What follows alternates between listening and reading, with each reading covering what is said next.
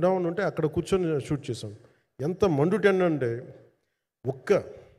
అసలు దాంట్లో కూర్చొని మ్యాట్ వర్క్ చేసి మీరు ఫైనల్ రిజల్ట్స్ చూస్తే ఇది ఇక్కడ చేశారంటే అంత ఆశ్చర్యం అనిపిస్తుంది. And hats off to Manoj Paramahamsa గారు. అండ్ ఈ సీన్స్ అన్నిటికీ ప్రీ విజువలైజేషన్, ప్రతి సీన్ చేయబోయే ముందు అసలు నాకు ఏమనిపించిందంటే సినిమా చేయగలమా లేదనని పరిస్థితుల్లో జ్యోతికృష్ణ గారు ముందుకు వచ్చి నాతో మాటలు ఏం చెప్పలేదని, ఇది ఇలా చేస్తాం అలా చేస్తాం ఏం చెప్పలా, ఏమి చేయబోతున్నాడో ఎవ్రీథింగ్ వాజ్ ప్రీ విజువలైజ్డ్. ఈ సీన్ ఇలా ఉండబోతుంది, ఈ చేయబోయే సీన్ ఇలా ఉన్నది. నాకు దాని మీద ఆత్మవిశ్వాసం కలిగింది. నాకు లేదు, ఒక సత్తా ఉన్న దర్శకుడు, తెలుగు చిత్ర పరిశ్రమకి సైజ్ తీయగలిగేవాడు, మంచి సాలిడ్ ఎడిటింగ్ సెన్స్ ఉన్నవాడు, మ్యూజికల్ సెన్స్ ఉన్నవాడు. అలాంటి వ్యక్తికి మనోజ్ పరమహంస గారు తోడారు. వీళ్ళిద్దరు కాంబినేషన్లో రత్నం గారి అనుభవంతో ఈ రోజున ఒక మంచి ప్రోడక్ట్ అయితే తీసుకొచ్చాం. ఇది ఎలా ఉంటుంది, ఎలా ఉండబోతుంది, ఎంత హిట్ అవుతుంది అనేది ఇది సంపూర్ణంగా ప్రజల చేతిలోనే ఉంటుంది. అది ఏ స్థాయిలో ఇది ఉంటుంది అనేది అది ప్రజలు చెప్పాల్సింది తప్ప అది నేను చెప్పుకునేది కాదు. బట్ నా వరకు నేను ప్రత్యేకించి నేను వ్యక్తిగతంగా చేసింది ఈ సినిమాకి అపార్ట్ ఫ్రమ్ యాక్టింగ్ కాంట్రిబ్యూషన్, నేను ఏ సినిమా చేసినా ప్రతి సన్నివేశంలోనూ ప్రతి సాంగ్ అండ్ డాన్స్లో కూడా కొన్నిసార్లు నేను చేయలేక, నేను ఒక రిలక్టెంట్ యాక్టర్లో ఎలాగో టెక్నీషియన్గా కూడా నాకేంటంటే సుస్వాగతం సినిమాలో నన్ను తీసుకెళ్ళి వైజాగ్లో బస్సు మీద ఎక్కించి డ్యాన్స్ చేయమన్నారు. చచ్చిపోయాను డ్యాన్స్ చేయలేక. ఇంకా మిగతా వాళ్ళకి ఎంత తేలికైన డ్యాన్స్ నాకు చేయాలంటే నేను గింజుకుపోయి నేను అనుకున్నాను ఈ రోజు ఇంక సినిమాలు మానేస్తాను చెప్పి మా వదినికి ఫోన్ చేసి కూడా చెప్పాను, చాలా పర్యాలు చెప్పాను. అలాంటి అందుకని నాకేంటంటే సాంగ్ అండ్ డ్యాన్స్ కూడా నేను ఎలా చేయగలను దానికి అనుకోగా నేను ఎత్తుక్కుంటాను.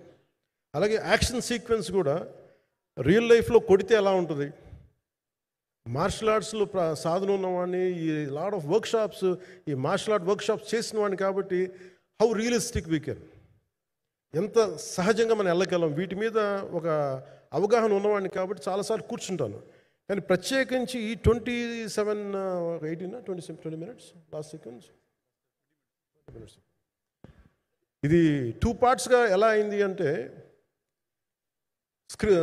ఒరిజినల్ థాట్ క్రిష్ గారి దగ్గర నుంచి వచ్చినప్పుడు ఇట్ వాస్ క్వైట్ లాంగ్. ఒక నిర్ణయం ఈ సినిమా ఒక పాటలో అవుద్దని అనేవాడు మొదటి నుంచి. బట్ లేటర్ వాళ్ళు డిసైడ్ చేసుకొని ఒక టైంలో ఇది అవ్వదు, we want make it as 2 parts అనుకున్నప్పుడు ఎక్కడికి వచ్చి ఆగిందంటే ఈ క్లైమాక్స్ దగ్గరికి వచ్చి ఆగింది ఫస్ట్ పార్ట్.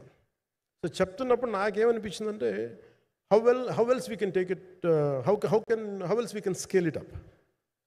సో దానికి నేను కూర్చొని నాకున్న ఈ మార్షల్ ఆర్ట్స్ కానీ బేసిక్ యాక్షన్ కొరియోగ్రఫీ నా ప్యాషన్ కాబట్టి ఈ పర్టికులర్ డ్రామా, ఈ పర్టికులర్ దాంట్లో ఏంటంటే మొఘల్ టైమ్స్లో ప్రతి ఒక సగటు భారతీయుడు అనుభవించిన బాధ, అది ఒక యావరేజ్ సగటు భారతీయుడు మొఘల్ కాలంలో అనుభవించిన ఒక ఒక సిచ్యువేషన్. ఆ సిచ్యువేషన్ హీరోకి సంబంధం ఉండదు, కానీ how he gets entangled, how he gets involved in it, that is the outcome, that he's been captured. So దీన్ని ఒక 57 days మేము చేయగలిగామంటే ఆ రోజు నాకు కనుక మన జ్యోతి గారు ఉండింటే పక్కన maybe out done it in at least ఒక 50% ఆఫ్ ఇట్. ఎందుకంటే నేను చెప్పింది అలా చేయగలరు ఇవన్నీ కూర్చోబెట్టి వీ డిడ్ అవర్ బెస్ట్. అంటే నేనేమనుకున్నాను అంటే క్లైమాక్స్ చేసేటప్పుడు ఇంక నేను తర్వాత సినిమాలు చేస్తానో కూడా లేదో నాకు తెలియదు, కానీ నాకు ఇష్టమైన నిర్మాత, తెలుగు చిత్ర పరిశ్రమకి నిజంగా ఒక అండగా ఉన్న నిర్మాత, I want give my best to him. నేను అందుకని ఆంధ్రప్రదేశ్ ప్రభుత్వానికి కూడా మన ముఖ్యమంత్రి గారికి కూడా తెలియజేశాను, ఈయన్ని ఫిల్మ్ డెవలప్మెంట్ కార్పొరేషన్కి చైర్మన్ నేను ప్రతిపాదించాను. అంటే నాకేంటంటే I don't want it to be a political, ఆయన నా నిర్మాతని కాదు, ఈయన అందరు హీరోలతో తీశారు, ఈయన పాన్ ఇండియాలో ప్రతి ఒక్కరు తెలిసి ఈయనంటే. ఇలాంటి వ్యక్తి ఉంటే మన తెలుగు చిత్ర పరిశ్రమకి బాగుంటుంది. అలాగే ప్రత్యేక